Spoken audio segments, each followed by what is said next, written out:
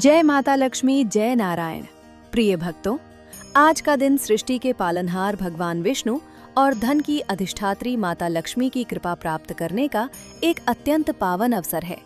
क्या आपने कभी सोचा है कि जब हम सच्चे मन से इस दिव्य युगल का स्मरण करते हैं तो हमारे जीवन की दरिद्रता और बाधाएं क्यों मिटने लगती हैं?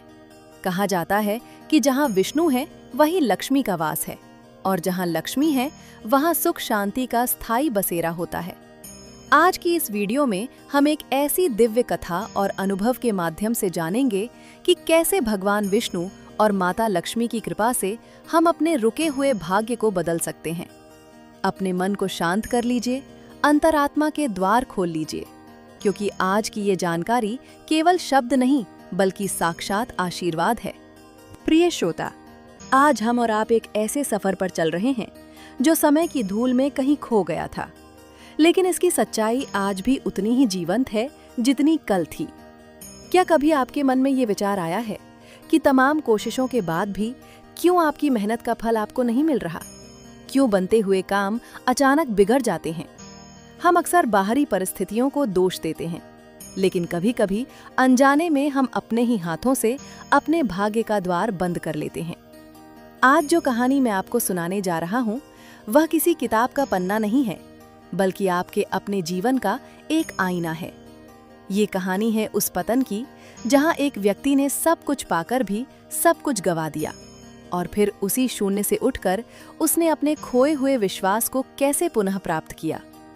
इस कथा को सुनने के लिए अपना मन शांत कर लीजिए, क्योंकि इसमें छिपी एक सीख आपके बिगड़े हुए भाग्य की रेखाओं को बदल सकती है। कल्पना कीजिए एक ऐसे गांव की जहां की मिट्टी में आस्था की खुशबू बसी थी।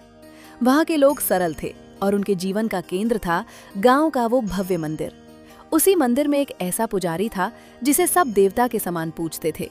वो विद्वान था, शास्त्रों का ज्ञाता था और उसका घर खुशियों से भरा था।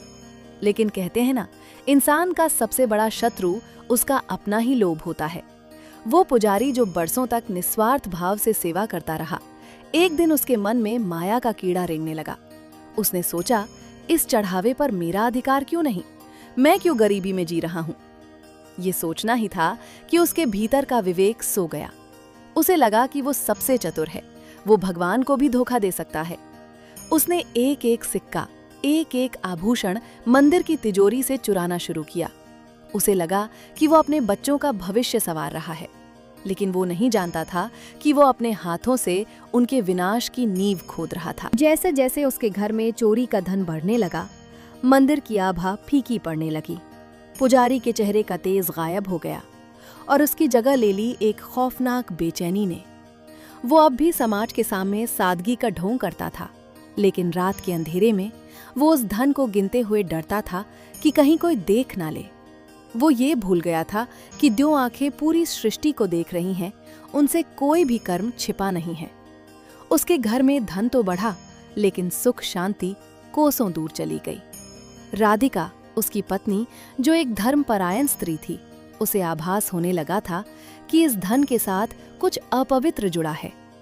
उसने कई बार अपने पति को चेताया, उसे समझाया कि अधर्म की कमाई घर में आग लगा देती है, लेकिन लोभ ने पुजारी के कानों में पट्टियां बांध दी थीं। फिर वो दिन आया जिसकी नियति ने पहले ही रूपरेखा तय कर ली थी। पुजारी का बेटा अचानक एक ऐसी बीमारी की चपेट में आ गया जिसका कोई इलाज वैद्य के पास नहीं था।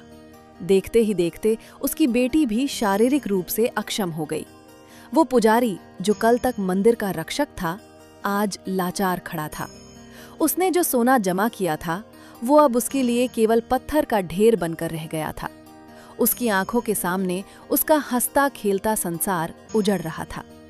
जब गांव वालों को उसकी चोरी का पता चला तो वही लोग जो कभी उसे पूजते थे, पत्थर लेकर उसके घर के बाहर खड़े हो गए। उसे चोर कहकर अपमानित किया गया और पूरे परिवार को गांव की सीमा से बाहर निकाल दिया गया। वो ब्राह्मण जो कभी पालकी में चलता था, आज धूल में सना हुआ अपने बीमार बच्चों के साथ उस बंजर जमीन पर पड़ा था, जहां न सिर ढकने को छत थी और न पेट भरने को दाना। लेकिन मित्रों, कथा का असली मोड़ यहाँ से शुरू होता है। उस घोर अंधेरी रात में, जहां चारों ओर सन्नाटा था, पुजारी अपने पापों का प्रायश्चित करते हुए फूट फूट कर रोया। वह रोना दिखावे के लिए नहीं था, वह उसकी आत्मा की पुकार थी। उसने उस रात पहली बार भगवान के सामने अपने अहंकार को पूरी तरह मिटा दिया। उसने चिल्लाकर कहा, हे प्रभु, मुझे दंड दो, मुझे मृत्यु दे दो, लेकिन इन मासूम बच्चों को छोड़ दो। चोरी मैंने की है, झूठ मैंने बोला है, ये बच्चे क्यों सजा भुगत रहे हैं? उसी पल उसे अपनी भूल का बोध हुआ कि वह सोना नहीं, बल्कि वह तो अपने बच्चों का भविष्य और अपनी खुशियां चुरा रहा था। जब इंसान पूरी तरह टूट जाता है और अपनी गलतियों को स्वीकार कर लेता है, तभी से उसके उद्धार का मार्ग प्रशस्त होता है। उसने उस बंजर जमीन पर मिट्टी से वेदी बनाई और अपने आंसुओं को ही भगवान का अर्घ्य बनाकर बृहस्पति व्रत की कथा शुरू की। उसे याद था कि वो पंडित है, लेकिन आज उसकी आवाज में वो पांडित्य नहीं, बल्कि एक भक्त की आरत पुकार थी।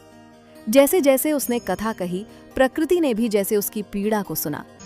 उसने सोने की अंगूठी को ठुकराया, उसने दान में मिले थोड़े से भोजन से संतोष किया और उसने धर्म के मार्ग को फिर से चुना। अंतिम परीक्षा तब हुई जब उसे उसी मंदिर में वापस जाकर सबके सामने सच स्वीकार करना था। वो लहूलुहान होकर अपने बच्चों को पीठ पर लादे मंदिर की सीढ़ियों पर पहुंचा। उसने सबको बताया कि वो अपराधी है। उसने अपना अहंकार भगवान के चरणों में अर्पित कर दिया। भीड़ जो उसे मारने आई थी, अब उसके सामने नतमस्तक थी। और तभी एक चमत्कार हुआ। जो बच्चे मरणासन्न थे, वे स्वस्थ हो गए। मंदिर के नकली आभूषण फिर से असली स्वर्ण में बदल गए। ये चमत्कार नहीं था, ये उस सच्चे प्रायश्चित का फल था जिसे भगवान विष्णु ने स्वीकार किया था।